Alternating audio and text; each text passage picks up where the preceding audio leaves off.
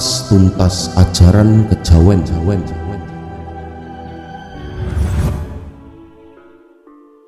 Sedulur-sedulurku, ajaran kejawen dalam perkembangan sejarahnya mengalami pasang surut. Hal itu tidak lepas dari adanya benturan-benturan dengan teologi dan budaya asing seperti Belanda, Arab, Cina, India, Jepang, bahkan sampai Amerika Serikat. Yang paling keras adalah benturan dengan teologi asing, karena kehadiran kepercayaan baru disertai dengan upaya-upaya membangun kesan bahwa budaya Jawa itu hina, memalukan, rendah martabatnya, bahkan kepercayaan lokal disebut sebagai kekafiran, sehingga harus ditinggalkan sekalipun oleh tuannya sendiri dan harus diganti dengan kepercayaan baru yang dianggap paling mulia segalanya. Dengan naifnya, kepercayaan baru merekrut pengikut dengan jaminan kepastian masuk surga. Gerakan tersebut sangat efektif karena dilakukan secara sistematis mendapat dukungan dan kekuatan politik asing yang tengah bertarung di negeri ini.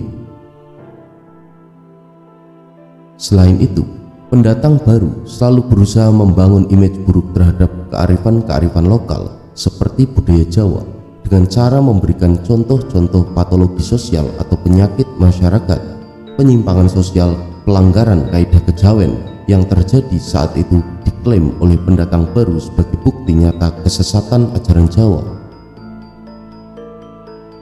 Hal itu sama saja dengan menganggap Islam itu dengan buruk dengan cara menampilkan contoh perbuatan sadis terorisme, menteri agama yang korupsi, pejabat berjilbab yang selingkuh, kiai yang menghamili santrinya, dan seterusnya.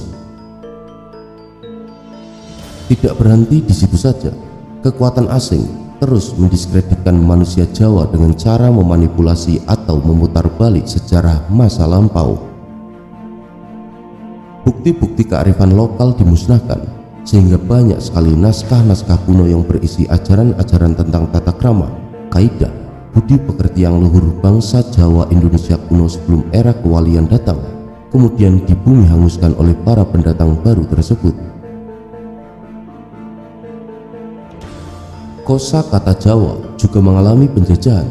Istilah-istilah Jawa yang dahulu mempunyai makna yang arif, luhur, bijaksana, kemudian dibelokkan maknanya menurut kepentingan dan perspektif subjektif disesuaikan dengan kepentingan pendatang baru yang tidak suka dengan local wisdom.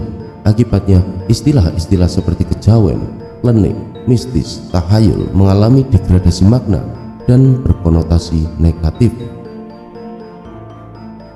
Istilah-istilah tersebut disama maknakan dengan dosa dan larangan-larangan dogma agama, misalnya kemusyrikan, bukan Tuhan, budak setan, menyembah setan, dan seterusnya. Padahal tidak demikian makna aslinya. Sebaliknya, istilah tersebut justru mempunyai arti yang sangat religius. Klenik merupakan pemahaman terhadap suatu kejadian yang dihubungkan dengan hukum sebab akibat yang berkaitan dengan kekuatan gaib atau metafisik yang tidak lain bersumber dari zat tertinggi, yakni Tuhan yang Maha Suci. Di dalam agama manapun, unsur klenik ini selalu ada. Mistis adalah ruang atau wilayah gaib yang dapat dirambah dan difahami oleh manusia sebagai upayanya untuk memahami Tuhan yang Maha Kuasa. Dalam agama Islam, ruang mistik untuk memahami sejatinya Tuhan dikenal dengan istilah tasawuf. Tahyul adalah kepercayaan akan hal-hal gaib yang berhubungan dengan makhluk gaib ciptaan Tuhan. Manusia Jawa sangat mempercayai adanya kekuatan gaib yang difahaminya sebagai wujud dari kebesaran Tuhan Sang Maha Pencipta. Kepercayaan kepada yang gaib ini juga terdapat di dalam rukun Islam. Tradisi. Dalam tradisi Jawa, seseorang dapat mewujudkan doa dalam bentuk lambang atau simbol.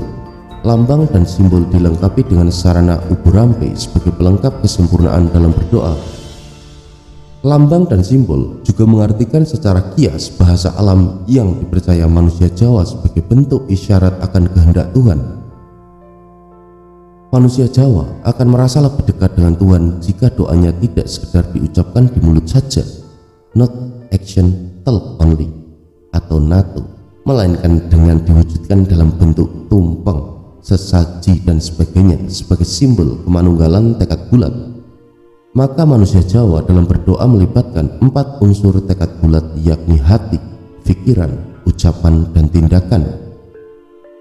Upacara-upacara tradisional sebagai bentuk kepedulian pada lingkungannya, baik kepada lingkungan masyarakat manusia maupun masyarakat gaib yang hidup berdampingan, agar selaras dan harmonis dalam menembah kepada Tuhan. Bagi manusia Jawa, setiap rasa syukur dan doa harus diwujudkan dalam bentuk tindakan real atau ikhtiar, sebagai bentuk ketabahan dan kebulatan tekad yang diyakini dapat membuat doa terkabul. Akan tetapi, niat dan makna di balik tradisi ritual tersebut sering dianggap sebagai kegiatan hugon tuhon, ala elu, asal ngikut saja, sikap menghamburkan dan bentuk pemubadiran dan seterusnya. Selanjutnya adalah kejawen, berisi kaidah moral dan budi pekerti luhur, serta memuat tata cara manusia dalam melakukan penyembahan tertinggi kepada Tuhan yang Maha Tunggal.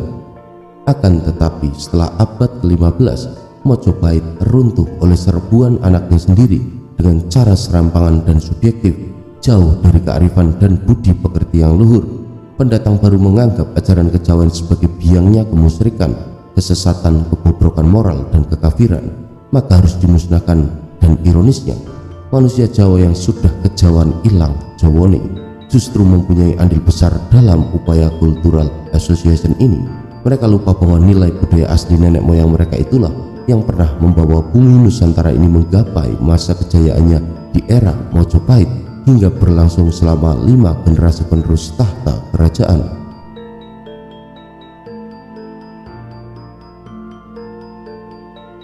Dalam hasanah referensi kebudayaan Jawa, dikenal berbagai literatur sastra yang mempunyai gaya penulisan beragam dan unik. Sebut saja misalnya kitab, suluk, serat, babat, yang biasanya tidak hanya sekedar kumpulan baris-baris kalimat, tetapi ditulis dengan seni kesusastraan yang tinggi, berupa tembang yang disusun dalam bait-bait atau pada yang merupakan bagian dari tembang, misalnya pupuh, sinom, pangkur, pucung, asmaradana, dan seterusnya. Teks yang disusun ialah yang memiliki kandungan unsur pesan moral yang diajarkan tokoh-tokoh utama atau penulisnya, mewarnai seluruh isi teks. Pendidikan moral budi pekerti menjadi pokok pelajaran yang diutamakan. Moral atau budi pekerti di sini dalam arti kaidah-kaidah yang membedakan baik atau buruk segala sesuatu, tata krama atau aturan-aturan yang melarang atau menganjurkan seseorang dalam menghadapi lingkungan alam dan sosialnya. Sumber dari kaidah-kaidah tersebut didasari oleh keyakinan, gagasan, dan nilai-nilai yang berkembang di dalam masyarakat yang bersangkutan. Kaidah tersebut akan tampak dalam manifestasi tingkah laku dan perbuatan anggota masyarakat. Demikianlah makna dari ajaran kejawen yang sesungguhnya. Dengan demikian dapat menambah jelas pemahaman terhadap konsepsi pendidikan budi pekerti yang mewarnai kebudayaan Jawa. Hal ini dapat diteruskan kepada generasi muda guna untuk membentuk watak yang berbudi luhur dan bersedia menempa jiwa yang berkepribadian teguh. Uraian yang memaparkan nilai-nilai luhur dalam kebudayaan masyarakat Jawa yang diungkapkan tersebut dapat membuka wawasan pikir dan hati nurani bangsa bahwa dalam masyarakat kuno asli pribumi telah terdapat seperangkat nilai-nilai moralitas yang dapat diterapkan untuk mengangkat harkat dan martabat hidup manusia. Matur sembah nuwun sedulur-sedulurku telah menyimak, dan jangan lupa untuk bisa meninggalkan jejak-jejak di kolom komentar. Mugia rahayu saku dumadi.